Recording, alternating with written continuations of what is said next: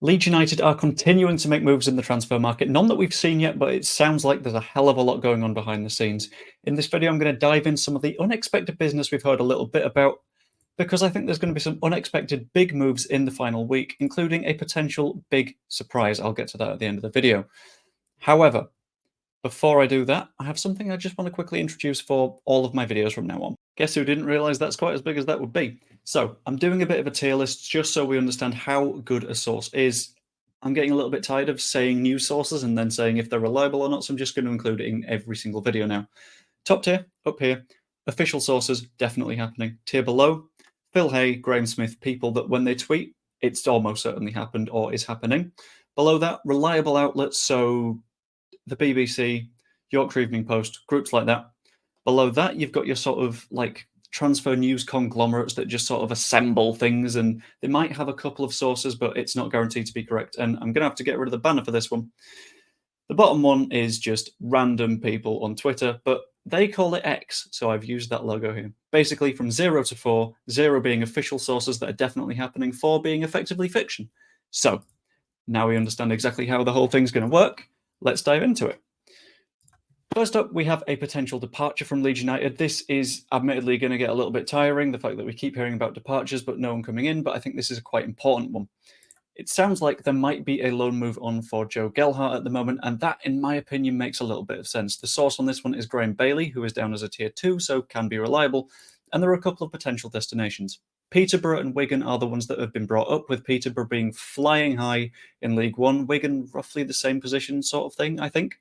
And it completely makes sense to me that he might be looking for a move. It's very clear that he's a backup for this season, purely because he's not quite been able to break through into the side. His position's been weakened by the return of Patrick Bamford, who has been absolutely impeccable since coming back, and Mateo Joseph has clearly impressed a little bit more in training, considering he's the one that gets the minutes. I wouldn't be surprised at all to see late movement in the window, purely because he's going to want minutes at his age, because he needs to keep developing.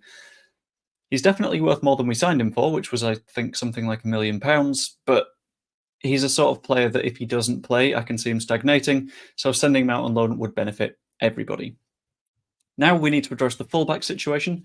I'm not saying a very specific story on this one, purely because there's a hell of a lot going on. First up, Ben Godfrey has reportedly received the green light for a move from Sean Dyche, which means that he's going to be looking for somewhere to go to.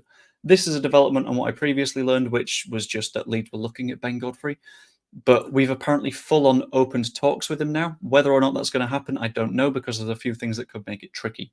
The source on this one is a tier 3 one, so a little bit iffy. He is the guy that is the head correspondent for Football Insider. So, But there is potential that it could happen. Daniel Farke could be a big draw because Ben Godfrey has played under him before, but there's a potential issue with this, and it's the fact that Genoa do still have interest, and Everton will still be looking at a permanent move that we won't necessarily be able to afford, because we are, at the end of the day, still a championship club right now. We have tighter limits on our spending than we had in the Premier League because the financial regulations are different down here. A permanent move doesn't necessarily feel like it's likely. As much as Ben Godfrey would be a fantastic signing, I don't know if it's one that we get done.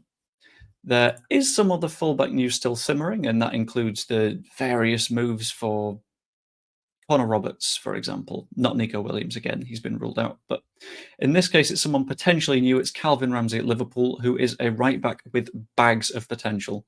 I've seen him described as a wonder kid by a Scottish friend of mine. He was described as the next Andy Robertson, just on the right-hand side.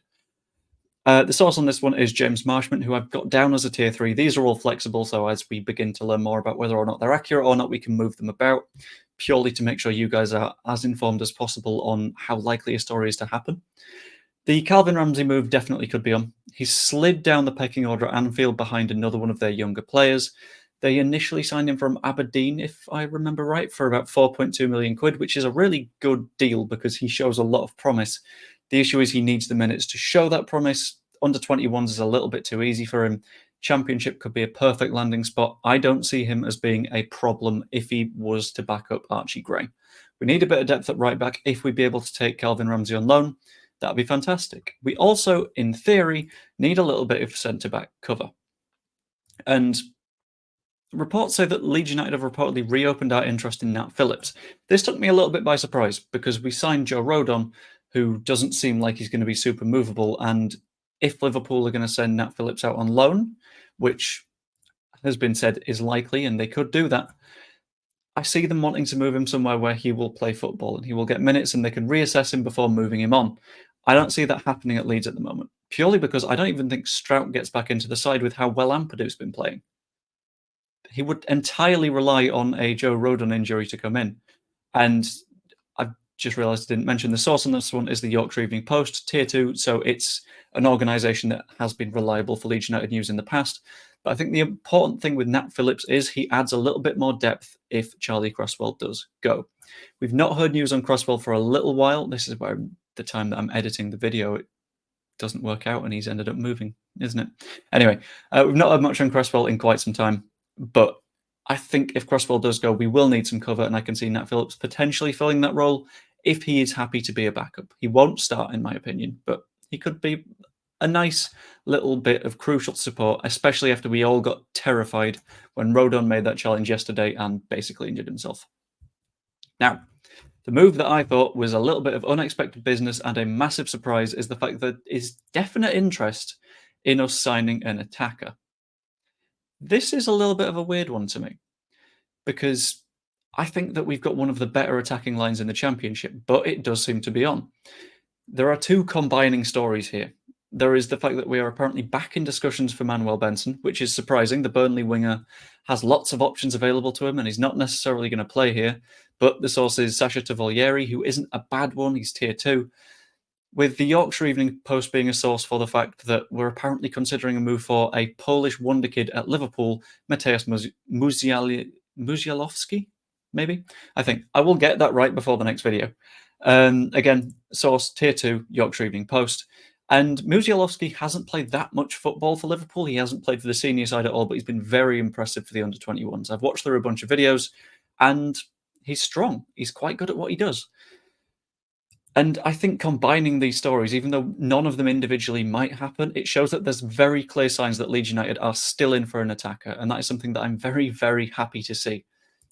It's great to see because it's a big show of the ambition that the San Francisco 49ers have at the moment. They want to see Leeds United promoted. We want to see Leeds United promoted, but they're the ones that can do something about it. All we can do is make as much noise as possible at Elland Road. But this is a colossal show of ambition because we have a very strong front line as is. We have, I think, probably the best front four in the Championship right now.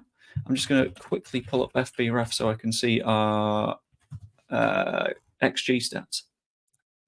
Yeah, we have the most chances created in the Premier League so far this season, with 51.4 XG, with Leicester more than 2 behind us. But we're still looking for attacking opportunities, and that is fantastic in my opinion. We have a strong front line. Why not improve?